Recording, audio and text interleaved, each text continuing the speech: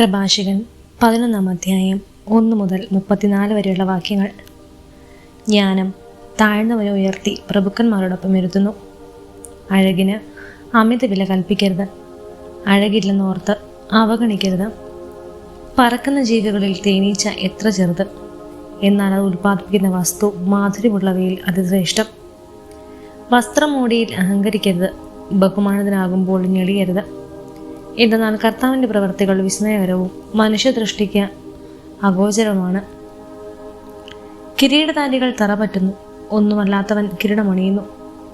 എത്രയോ മന്നന്മാർ അപമാനിതരായിട്ടുണ്ട്. എത്രയോ പ്രസിദ്ധന്മാർ കരുണയ്ക്ക് കൈക്കുമ്പിൾ നീട്ടിയിട്ടുണ്ട്. അന്വേഷിച്ചറിയാതെ കുറ്റം ആരോപിക്കരുത്.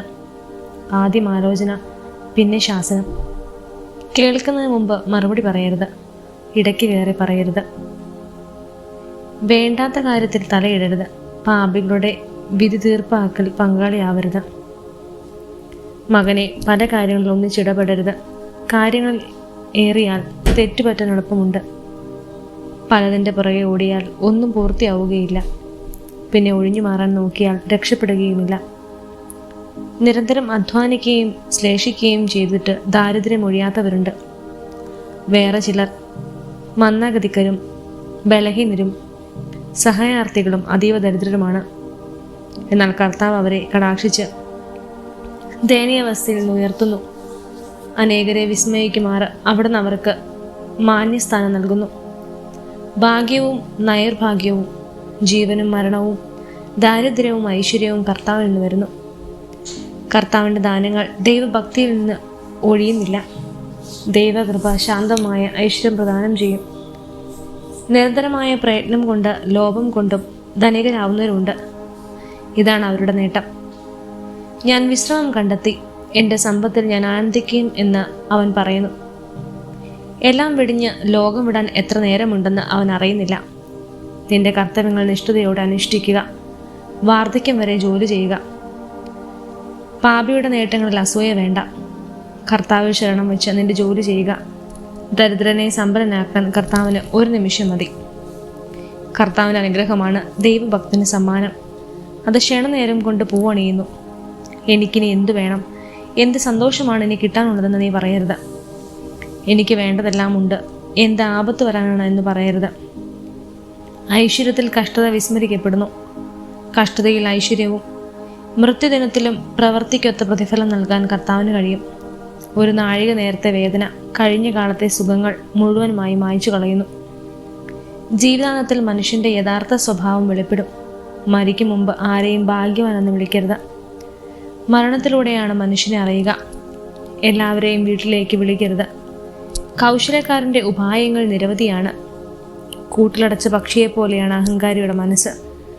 ചാരനെ പോലെ അവ നിന്റെ ദൗർബല്യങ്ങൾ ഉറ്റുനോക്കുന്നു. നന്മയെ തിന്മയാക്കാൻ അവൻ നോക്കിയിരിക്കുകയാണ്. സത്പ്രവർത്തികളിലും അവൻ കുറ്റം കണ്ടുപിടിക്കും. കാട്ടുതീ പടർത്താൻ ഒരു കനൽ മതി. രക്തച്ചൊരിച്ചിലിന് അവസരം പാർത്തിരിക്കുകയാണ് പാപി. നീചനെ സൂക്ഷിക്കുക. അവൻ്റെ മനസ്സ് നിറയെ തിന്മയാണ്. അവൻ നിന്റെ മേൽ മായാത്ത കറ പുരട്ടും. അപരിചിതനെ വീട്ടിൽ കയറ്റിയാൽ അവൻ നിന്നെ ദ്രോഹിക്കും. സ്വഭവനത്തിൽ നീ അന്യനായി തീരും.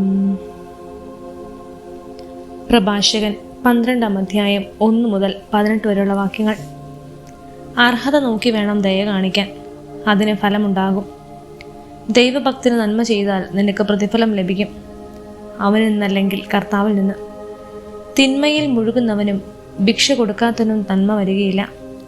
ദൈവഭക്തിന് നൽകുക, പാപിയെ സഹായിക്കരുത്. എളിയവന് നന്മ ചെയ്യുക, എന്നാൽ ദൈവഭയമില്ലാത്തവനെ സഹായിക്കരുത്. അവന് ഭക്ഷണം കൊടുക്കരുത്, അവൻ നിന്നെ കീഴടക്കും. നന്മയ്ക്ക് പകരം ഇരട്ടി ദ്രോഹമായിരിക്കും അവൻ ചെയ്യുക. അത്യുന്നതൻ പാപികളെ വെറുക്കുകയും ശിക്ഷിക്കുകയും ചെയ്യുന്നു. നല്ലവനെ സഹായിക്കുക, പാപിയരുത്. ഐശ്വര്യത്തിന് സ്നേഹിതനെ അറിയാൻ സാധിക്കുകയില്ല. കഷ്ടതയിൽ ശത്രു മറഞ്ഞിരിക്കുകയുമില്ല. ഒരുവന് ഐശ്വര്യമുണ്ടാകുമ്പോൾ ശത്രുക്കൾ ദുഃഖിക്കുന്നു. കഷ്ടതയിൽ സ്നേഹിതന്മാർ പോലും അകന്നു പോകും. ശത്രുവിനെ ഒരിക്കലും വിശ്വസിക്കരുത്. ചെമ്പിലെ ക്ലാവ് എന്ന പോലെ അവൻ്റെ ദുഷ്ടത നിന്നെ നശിപ്പിക്കും. അവൻ അതിവിനയത്തോടെ കെഞ്ചിയാലും കരുതലോടെ ഇരിക്കുക. ഓട്ട് കണ്ണാടി തുടച്ചു മിനുക്കുന്ന തുടിച്ചു നിൽക്കുന്നവനെ പോലെ ജാഗ്രത കാണിക്കുക. എത്ര തുടച്ചാലും ക്ലാവ് വീണ്ടും വരും.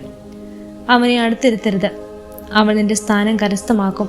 നിന്റെ വലത്തുവശത്തിരിക്കാൻ അവനെ അനുവദിക്കരുത്. അവൻ നിന്റെ ബഹുമാന്യ സ്ഥാനം അപഹരിക്കും. അപ്പോൾ എൻ്റെ വാക്കുകളുടെ പൊരുൾ നീ ദുഃഖത്തോടെ മനസ്സിലാക്കും. പാമ്പാട്ടിയെ പാമ്പ് കടിച്ചാൽ ആർക്ക് സഹതാപം തോന്നും? ഹിംസ്ര ജന്തുക്കളെ സൂക്ഷിക്കുന്നവന് അപകടം വന്നാൽ ആർക്ക് അനുകമ്പ തോന്നും? പാപിയുമായി സഹവസിക്കുകയും പാപങ്ങളിൽ മുഴുകുകയും ചെയ്യുന്നവനോട് ആർക്ക് സഹതാപം തോന്നുകയില്ല? അവൻ നിന്നോടൊത്ത് കഴിഞ്ഞാലും നീ വീഴാൻ തുടങ്ങിയാൽ മാറിക്കളയും. ശത്രു മധുരമായി സംസാരിച്ചാലും കുഴിയിൽ ചാടിക്കാനായിരിക്കും അവൻ്റെ ആലോചന. അവൻ കണ്ണീരൊഴിക്കാലും അവസരം വരുമ്പോൾ ക്ഷമിക്കാത്ത രക്തദാഹമുണരും. നിനക്ക് ആപത്ത് വരുമ്പോൾ അവൻ നിന്നെ സമീപിക്കും. സഹായം നടിച്ചുകൊണ്ട് കുതികാലിൽ ചവിട്ടി അവൻ നിന്നെ വീഴ്ത്തും. അപ്പോൾ അവൻ തലകുലുക്കി കൈയടിച്ച് അടക്കം പറഞ്ഞ് തൻ്റെ യഥാർത്ഥ ഭാവം വെളിപ്പെടുത്തും.